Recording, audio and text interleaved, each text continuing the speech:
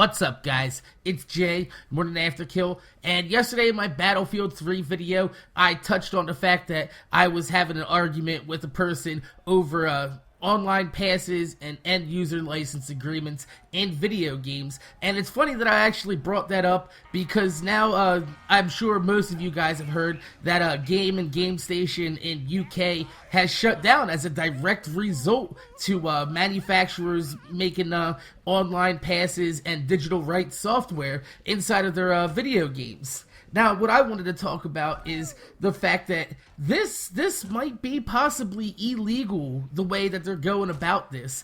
I don't know any other type of things besides software that actually make you pay for something that you don't own. Now, what I'm saying with this is it's a touchy subject, because if you look at every video game you buy, there's usually a license agreement that you usually have to click OK to actually play the game, or it's actually bundled inside the video games in some of the documentation that come with the games, i.e. the instruction manual, or sometimes, in this case, just a flimsy piece of fucking paper that comes inside of the box. Now, what this software license agreement is you agree to purchase this. You own the disc. That's all you own. You don't own the product that's on the disc, which is the video game. And that's what I have a problem with, and that's what a lot of people are having a problem with. And what I'm wondering is this technically illegal because they don't spring the license agreement on you until you actually open the game. And once you open the game, as everybody knows, you can't take it back. I'm gonna say that again. You can't fucking take it back. So that means if I buy this game and I read the software license agreement and I don't agree with the actual terms of this service, I can't do shit about it because I've already bought it. And there's nothing, I can't even fucking sell this game because in the software license agreement usually is a clause, and I'm gonna read it right here. It says, "You shall not exploit this program, blah blah blah, yada yada yada," right? But then if you go down, usually inside the middle of a wall of text that you usually scroll past, it says, "You shall not sell, rent, lease, license, distribute, or otherwise transfer this program or any copies of this program without the express prior written consent of the manufacturer."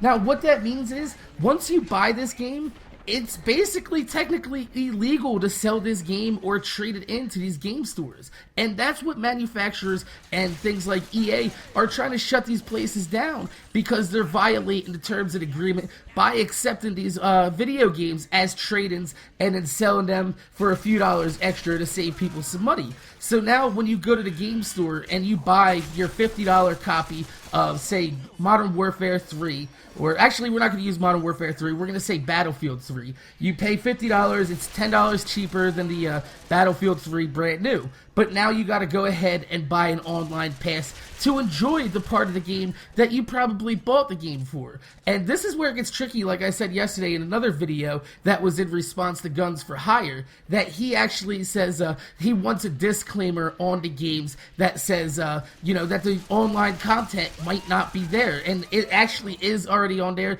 You can check the video. It's going to be linked at the top in annotations. But basically, every video game comes with a disclaimer on the back in real tiny print. And the only reason that I know that this print exists is because one day I ran out of magazines to read while I was taking a shit, and I grabbed my Modern Warfare 2 cover and I ran to the bathroom. I know it's fucked up, but I'm probably not the only person in the world that has read a goddamn box art or some type of shampoo while taking a shit. But I discovered this and I was reading it, and it was probably about a year ago that I read this, and I was like, wow, this is actually kind of fucked up, because they can take the portion of the game that most people buy the games for. Because you never hear anybody saying, man, I can't wait to get my hands on the next Call of Duty campaign.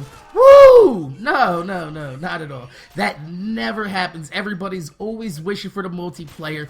If you look at videos on YouTube, nobody really posts campaign walkthroughs, and if they do, the only people that do get views on it are people that get more views on the multiplayer shit.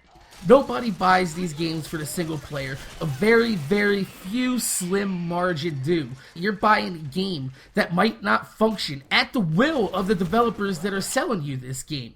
So basically, not only are you buying a game that you can't play because they might shut it down, but also you're buying a game that you don't even own, that you get open and you read the agreement and you're like, man, I don't agree with these terms. And now you can't do nothing about it because the license agreement does not let you sell, trade, or do anything with this copy of the license that you purchased because you don't even own the damn game you bought. And what I think is that this is basically consumer entrapment, trapping you to having this game. Once you buy it, you can't get your money back unless it's defective. Now, I mean, you probably can put it in your Xbox, give it a slap on the side, and take it back and be like, hey, my disc was fucked up. But 10 to 1, the snot-nosed kid that's behind the fucking counter at GameStop is going to look at it. He's going to know that the laser burn around the edges is not something that's a manufacturer's problem, but rather consumer created. Now you're fucked with a game that you can't even play because you fucked it up intentionally trying to bring it back. And what I think is that we need to go ahead and speak up as consumers and say that we want this user license agreement amended or something done about it to where we can actually own the copies of the games that you buy, because surely nobody goes and buys the couch from the furniture store, brings it back, and then when you're done with it, the furniture store calls up and says, hey, we'd like our license to the couch back. No, because once you buy something as a consumer, you're basically owning it, and that's something with software that you do not have. You do not own it. It's impossible to own a piece of software, and I just think that's fucked up, and I'd like to see something do it about it. So go ahead and leave a comments down in the below. Make sure you guys let me know, especially with this thing about UK going under with the game and GameStation, because if that follows suit, GameStation could possibly be in a very, very fucked up situation in America, and then we're all stuck buying, digital copies of these games, which is what the developers want. They want to sell digital copies without having to actual box these games up and waste money on the production of this. They're making more money per capita, and we're getting fucked in the ass, and we're not going to own shit but what we see on the TV screen. So my name's Jay, more than Afterkill. Make sure you guys rate, comment, subscribe, and give a big fuck you to all the game developers that are trying to fuck us in the ass with online passes and user agreements. See you guys later.